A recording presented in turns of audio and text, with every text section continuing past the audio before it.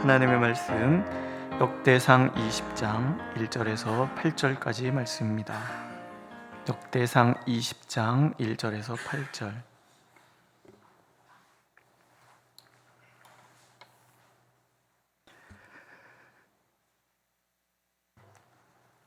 함께 읽겠습니다. 1절. 해가 바뀌어 왕들이 출전할 때가 되매 요압이 그 군대를 거느리고 나가서 암몬 자손의 땅을 격파하고 들어가 라빠를 에워싸고 다윗은 예루살렘에 그대로 있더니 요압이 라빠를 쳐서 함락시키매 다윗이 그 왕의 머리에서 보석 있는 왕관을 빼앗아 중량을 달아보니 금 1달란트라. 그들의 왕관을 자기의 머리에 쓰니라. 다윗이 또 그 성에서 누락한 물건을 무수히 내오고 그 가운데 백성을 끌어내어 톱과 쇠도끼와 돌서래로 일하게 하니라. 다윗이 암몬 자손의 모든 성읍을 이같이 하고 다윗의 모든 백성과 함께 예루살렘으로 돌아오니라. 이후에 블레셋 사람들과 게셀에서 전쟁할 때에 후사 사람 시프게가 키가 큰 자의 이들 중에 10배를 쳐 죽음에 그들이 항복하였더라. 블레셋 사람들과 전쟁할 때 야엘의 아들 엘하나니 가드 사람 골리앗의 아후 라흐미를 죽였는데 이 사람의 창자루는 배틀채 같았더라. 또 가드에서 전쟁할 때 그곳에 키 큰 자 하나는 손과 발에 가락이 6씩 모두 24이 있는데 그도 키가 큰 자의 소생이라.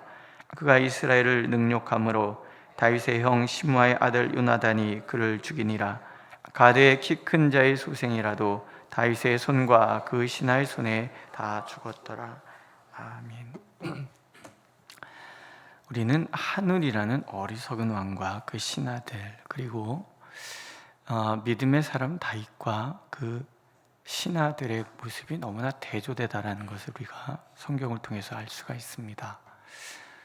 상황 판단을 잘 못해서 백성을 도탄에 빠뜨린 어리석은 왕이 있고, 하나님을 의지하고 하나님을 의지한 부하들과 함께해서 하나님의 나라와 그 백성을 강성하게 한 이 왕이 이렇게 대조가 되는 거죠.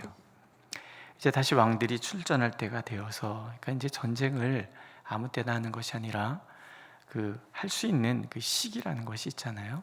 농사철을 피해야 되고, 또 비가 많이 오는 장마철에 할 수 없는 우리는 장마고 그쪽에는 이제 우기, 이런 데는 전쟁을 안 하는 거예요. 이 전쟁의 때가 되어서 요압이 마무리 전쟁을 하는 거예요. 암몬을 다시 쳐들어가서 암몬의 모든 성읍을 다 점령을 합니다.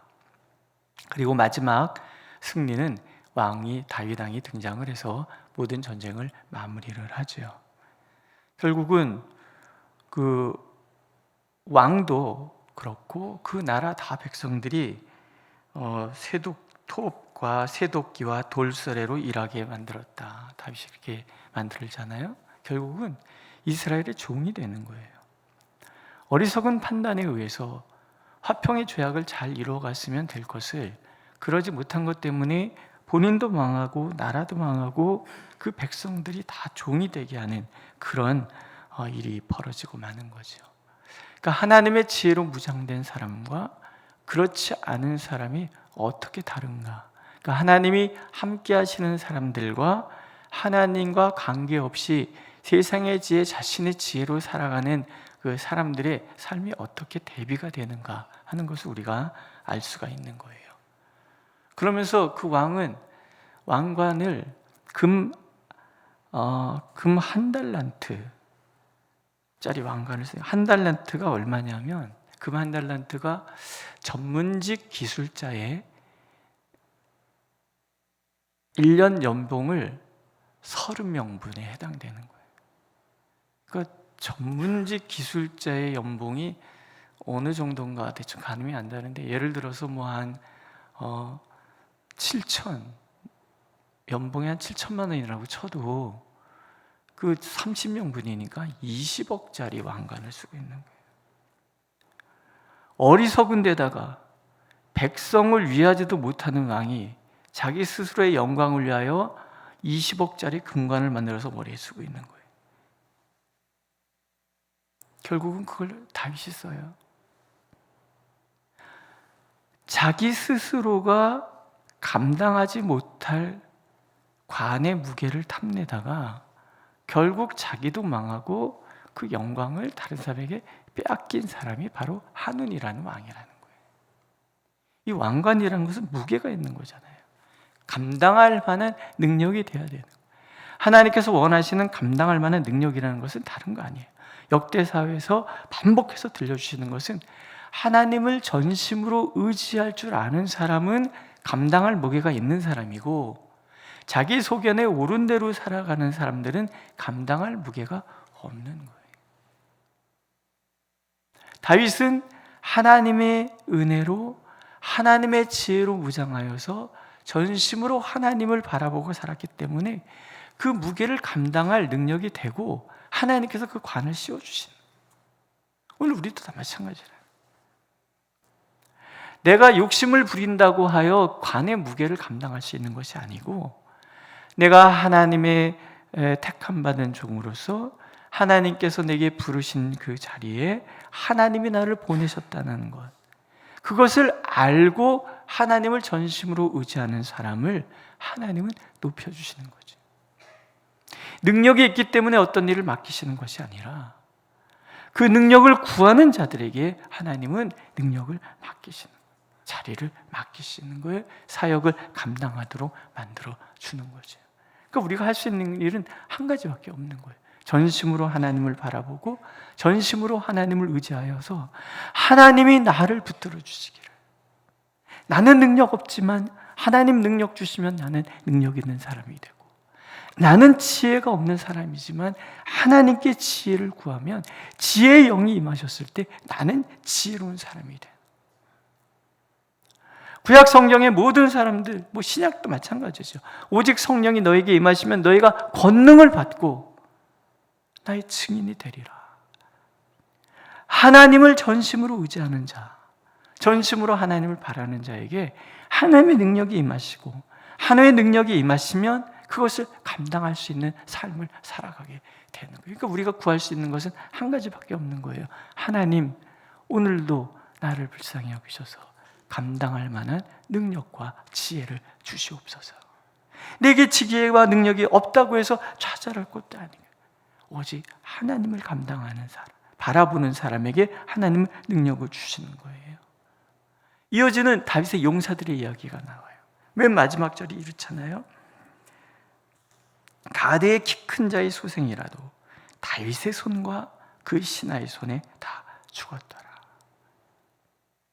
사무엘서에 보면 어린 다윗이 골리앗을 상대하는 장면이 나와요.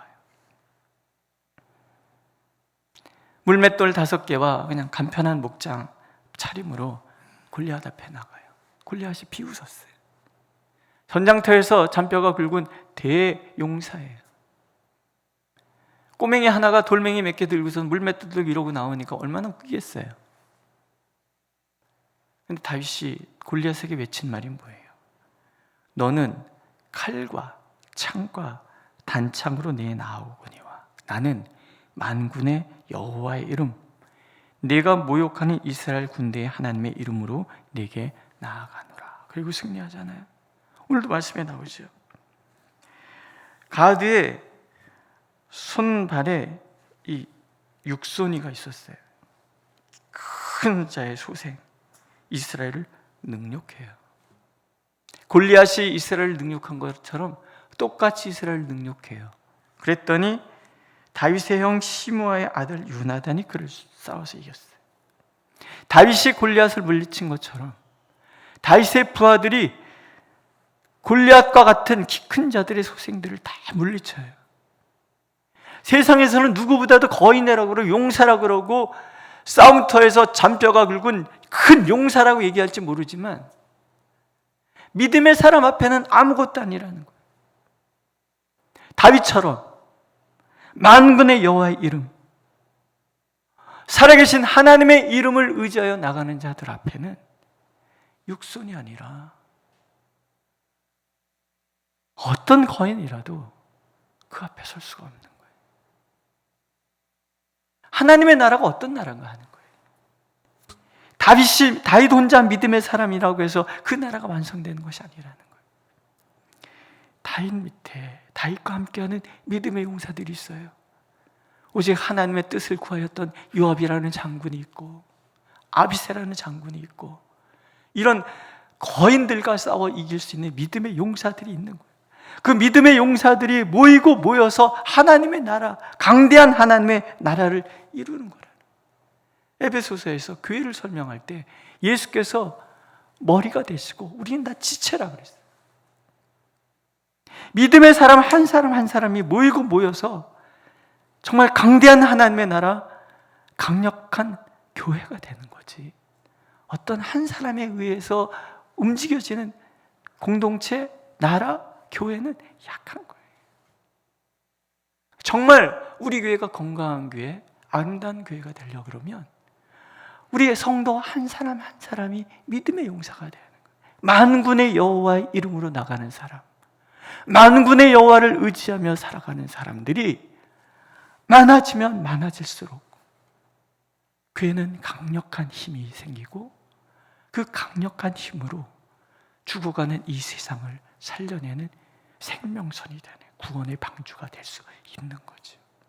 우린 그런 교회를 꿈꾸는 거예요. 목사님이 누구냐? 그게 뭐가 중요해요? 우리 성도 한 사람 한 사람. 어떤 분이 전도하는데 그분이 전도하는 방식이 재밌더라고요. 그 권사님이랑 나이 드신 권사님이랑 식당을 갔는데 그분이 이제 일하시는 분들에게 전도를 막 하는데 그분이 이래요. 우리 교회 와보세요. 목사님도 좋고 장로님도 좋고 권사님도 좋고 집사님들도 좋고 다 좋아요. 이렇게 얘기를 하세요. 그래서 제가 혼자 웃었어요. 내가 좋은 목사인가? 이런 생각부터 했고, 근데요 그분은 그런 자부심이 있는 거예요. 우리 교회는요 목사님도 좋고 장로님도 좋고 권사님도 좋고 집사님들 다 좋아요. 한번 와보세요. 여러분 그런 마음 갖고 계세요? 자 보세요. 이게 참 귀찮은 일인데 한번 옆에 분을 이렇게 좋은 사람이 지금 내 옆에 있습니다. 옆에 분 한번 손 한번 이렇게 탁 잡아주세요. 얼마나 귀한 분이 내 옆에 있는 거예요 지금. 우리 교회 와보세요. 목사님도 좋고 장로님도 좋고 한번 해보죠. 시작. 우리 교회 와보세요. 이런 자부심을 우리가 가져야 되는 거예요. 그냥 되나요? 아니에요. 모두가 만군의 여호와의 이름을 의지하는 하나님의 섭리의 손길에 모든 것을 맡길 줄 아는 그 믿음으로 서면 한 사람 한 사람이 거인도 무너뜨릴 수 있는 믿음의 소유자가 되고 그 사람 하나하나가 모일 때 강력한 하나님의 나라, 제사장 나라, 제사장 교회가 되는 거죠. 오늘 하나님 보여주신 모습은 그런 모습이에요. 그래서 우리 모두가 지체 대신 우리의 머리 대신 예수 그리스도 안에서 한 지체가 되어서 강력하게 한 사람 한 사람이 전심으로 하나님을 의지하고, 그래서 우리 개개인은 약할지 모르지만 우리가 모였을 때는 정말 강력한 하나님의 군사가 되어서 하나님의 영광을 드러내고 이 주변에 죽어가는 영혼들을 살려내는 아름다운 교회. 오늘도 하나님 우리가 그런 교회, 그런 성도 되기를 원하십니다. 그래서 개별적으로도 내 앞에 모든 환난의 거인들을 다 이겨내는 것뿐만이 아니라 온 교회가 합심해서 어떤 것도 이겨내는 그런 아름다운 공동체 되기를 오늘도 하나님은 간절히 원하고 계십니다. 기도하겠습니다. 그렇습니다. 하나님, 세상은 그들이 가지고 있는 지혜와 능력을 의지할지 모르지만 우리는 우리의 창조주 되신 만군의 여호와의 이름, 곧 하나님의 이름으로 우리는 살아갑니다. 예수 그리스도시여, 우리 가운데 오셔서 우리의 전부가 되어주시고 우리의 주인이 되어주셔서 날마다 주님의 지혜와 능력으로 무장하고 주님이 주시는 강력함으로 우리의 걸음걸음이 하나님의 영광을 드러내는 걸음 되도록 인도하여 주시옵소서. 한 사람 한 사람이 믿음의 거인이 되어서 세상이 우리 앞에 두려워 떠는 놀라운 은혜 허락하여 주시고, 그래서 죽어가는 이 세상을 살려내고 하나님의 복음을 담대히 증거하는 하나님의 증인다, 복음의 증인다 될 수 있도록 은혜를 베풀어 주시옵소서. 오늘도 우리 삶 속에 찾아오는 어떤 거인과 같은 환난이라도 능히 주의 이름을 의지하여 이겨내므로 승리의 찬양과 승리의 기쁨과 승리의 의소는 평강과 자유함이 가득한 삶이 되도록 온 교회를 축복하여 주시옵소서. 예수님의 이름으로 기도드렸습니다. 아멘. 하늘에 계신 우리 아버지, 아버지의 이름을 거룩하게 하시며 아버지의 나라가 오게 하시며 아버지의 뜻이 하늘에서와 같이 땅에서도 이루어지게 하소서. 오늘 우리에게 일용할 양식을 주시고 우리가 우리에게 잘못한 사람을 용서해 준 것 같이 우리 죄를 용서하여 주시고 우리를 시험에 빠지지 않게 하시고 악에서 구하소서. 나라와 권능과 영광이 영원히 아버지의 것입니다. 아멘.